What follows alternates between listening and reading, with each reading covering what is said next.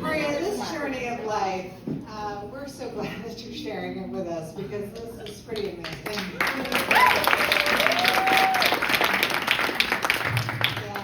And yeah, this is like to hear these different incarnations of your life, and now you're putting them together, and we're excited, and we all want to know about when you're going to perform this solo show. This is going to be we have a man coming to the stage.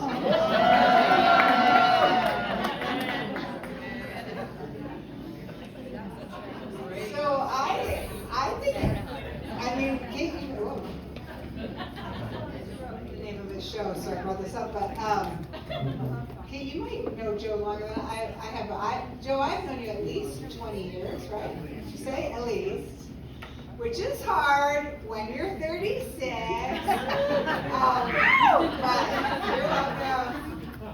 But coming to the stage is our friend Joe Bill. Now, Joe is an internationally traveling improviser who teaches like all over the world. He's just an amazing guy. He's a co-founder of Annoyance Theater. If you've been there and experienced, improv shows and sketch shows there. But Joe has actually also been on this amazing an inspiring journey in the last few years and facing cancer diagnosis and cancer treatment. And he has a new show, Surviving Consciousness, Lessons Learned from Cancer, LSD, and Michael Jordan.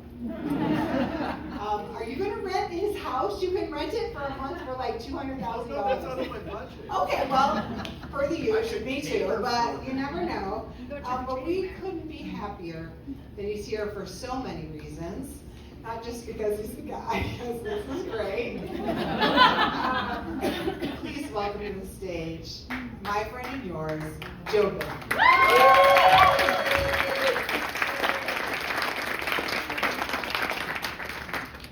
Thank you. I'm going to see if I can balance a beer and a recording device on this. I can, and we will adjust this to the proper height because I, like Maria, am no longer repressing anything. I love you, Maria. Do that fucking show. Yes, do that show. This is a piece for my show. I'll just start off by saying I was going to tell a losing my virginity story. But after, if Cosmopolitan Magazine and Hallmark could produce soft porn, that was my virginity story. And these stories are way better. I've been chasing that night for more than 60 years. No, not that many. Anyway. So I have been touring this show, and this show is made up of 6 stories, 3 of which I developed here. And so I love this night, and thank you for Louder Than Mom for helping me write this show. As I went through cancer, I had 3 cancers, went through chemo, I became apparent to the doctors that I had a different attitude about things. Partly, I think, because I was also, I noticed applause for all the recovering Catholics in the room. I'm another one. I've been thinking about death in a really positive light since I discovered George Carlin at 10 years old in 1972. So whether I lived or died, it was a win for me, and that was the basis of my point of view as I went through cancer. I guess one anecdote was when they told me, I had 3, it was the colon cancer that spread, stage 3, and then kidney tumor, prostate cancer, because when you say you have cancer, what everybody wants to know is what cancers did you have? So it was those. And now there's no cancer in my body. Which which you would think is good news, but for some reason, 3 more years of tests, I don't know why, before they'll say you're cancer-free. I think I'm cancer-free, so fuck it, whatever. When you have to go through chemo, they give you a binder like you're a freshman in college. And then the binder has different sections. And one section says side effects. And I opened up the binder and I took that out and I gave it to the chemo nurse. I'm like, yeah, I don't need that. And then I closed it. She's like, what do you mean you don't need that? I'm like, I've done acid. I know what side effects are. I've done lots of acid. And she looked at me like, you're a different type of person. Yes, I am. So here's the story of why, one of the stories of why cancer was not that big of a deal for me, even though it sucks and chemo sucks, and however, God, I hope none of you have cancer, but fuck, everybody has cancer now, so fuck cancer. It's 1981, and while some people were living by dream being a bartender in a lesbian bar,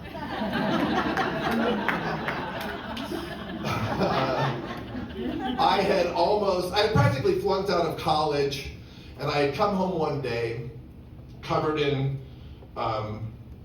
gutter, sewage, and paint drippings because I was trying to look like I was working to appease my father. My mom, who also had a broken brain, just to tie in all the themes of tonight, was sitting at the table waiting for 4:59 to arrive when she could pour her first Dewar's. And she's looking in the paper and she says, Joe, Up With People's in town. You should go audition for Up With People. Applaud if you know what Up With People is. Oh, thank fucking God. This is gonna work. Up With People, if you don't know, they were started in the 60s, 70s, 80s, 90s, whatever. Up With People is a group made up of people from all over the world. And no matter what color your skin is, the brochures, the marketing materials, they show people of all colors covered in saccharin and smiles and stars coming off their teeth and stars coming out of their eyes. It is wholesome. It is full of love. And we spread love and peace and understanding through song and dance and touring all over the world. And I'm covered in grime and my dad is fucking hating me. And my mom says, you should go audition. I'm like, I agree. I should go audition for other people. So I do, and I get accepted.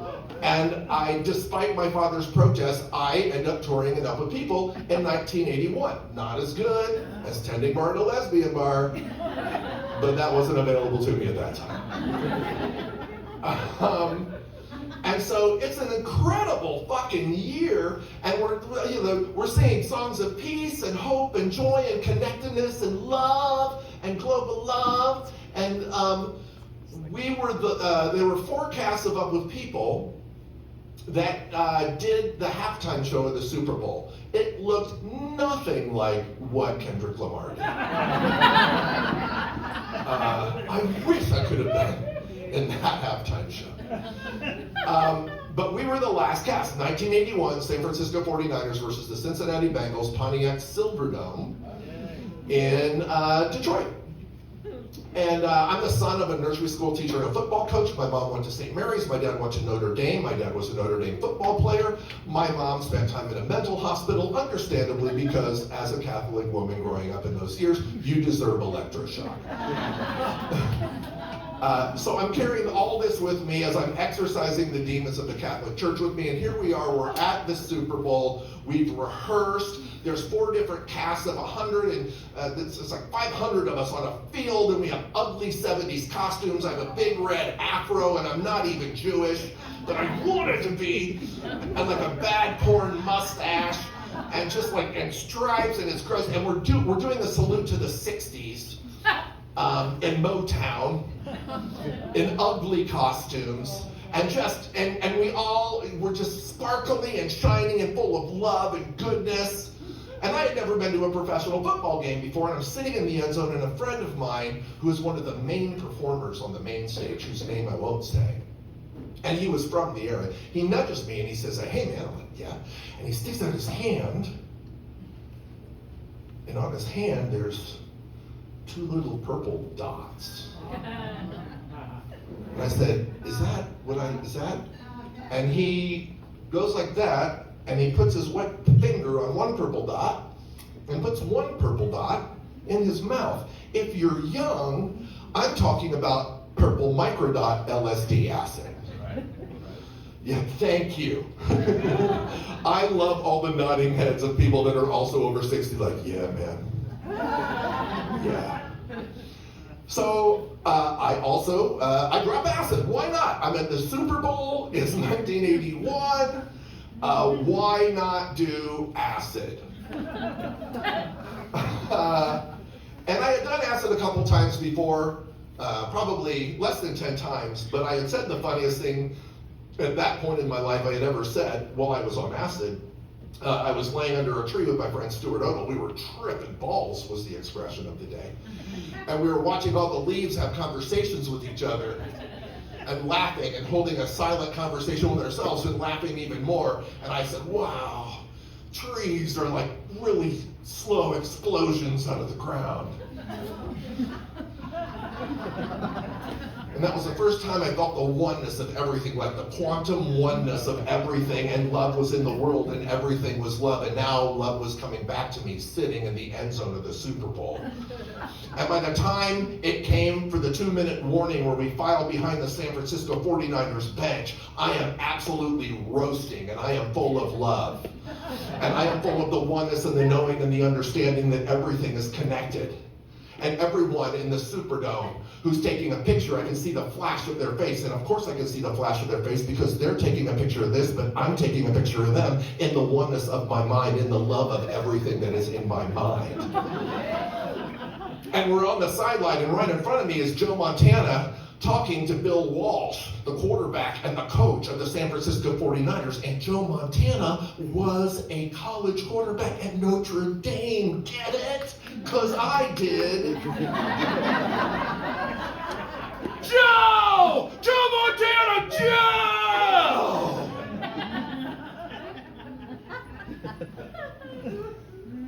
He looks at me, and we connect. And I nod at him, and I do like this, and I go, yeah! Because I just called the play that the 49ers were going to run as we came out of the 2-minute warning. If you watch the replay of the 1981 Super Bowl, it was a play-action pass. And though it was incomplete, that wasn't my fault. I called the play. The halftime starts. The 49ers won. Who gives a shit? I'm tripping my ass off. And we're on the field, and we're doing songs and dances. We're doing our salute to the 80s. At one point, or to the 60s, at one point, we're in the formation of Love. The Beatles were singing, all you need is love. And then on the bottom of the L, if you watch, and this halftime show is on YouTube, if you watch the halftime show, in the upper left quadrant, in the bottom of the L, there is one flashlight that is higher than the other. And it looks like a lightning bug on acid. That's me spelling in tracers. Hi, Mom. Hey, fam. What's going? I'm spelling words in love because that's the point of everything. I am the L in love, the bottom of the L in love. I am in oneness with everything. I know when the cameras are on. I know when the cameras are dummy. I know everything. The halftime show ends. We watch the second half. Who gives a shit? I am experiencing the universe. The game ends. There's a hospitality tent. And I mean like pavilion, something. And in every corner, there's a TV that's showing the replay of the halftime show. And I'm watching the halftime show, and I know already what I'm about to see. And every time I knew I was on camera, I was on fucking camera. And every time there was a dummy camera on the field trying to convince me that I was on camera, I knew that I wasn't on camera because I was full of truth and love. And then the second pass through, all of a sudden I hear, there he is! Hey, Joe, hey! And it's my brother Jude's godfather, Uncle Bill McGowan, who's the president of a bank in Indianapolis from where I grew up. And he's walking towards me with Blanton Belk, the president and CEO of Up With People.